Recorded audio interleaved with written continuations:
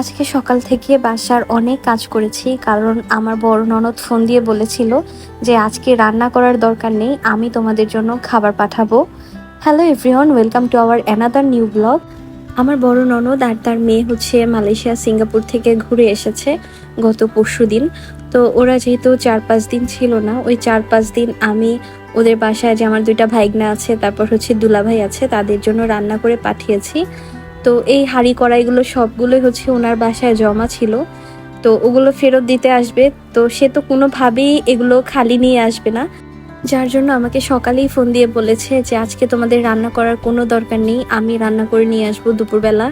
আর এই তো এখানে সব মজার মজার আইটেম রান্না করে নিয়ে এসেছে। প্রথমে ছিল পোলাও, তারপর হচ্ছে রোস্ট, গরুর মাংস বুটের ডাল দিয়ে রান্না করেছে, পটল আলু ভাজি করেছে, এছাড়া একটা পায়েসও রান্না করেছিল। আর এই তো আমি হচ্ছে গোসল করে ওয়েট করছিলাম যে কখন খাবারটা নিয়ে আসবে। যেহেতু আমার হাজব্যান্ড অফিসে চলে গেছে সকালবেলায়, আমি বাসায় একাই ছিলাম। তো বড়দি খাবার নিয়ে আসার পরেই আমি হচ্ছে সাথে সাথেই খেতে বসে গেছি।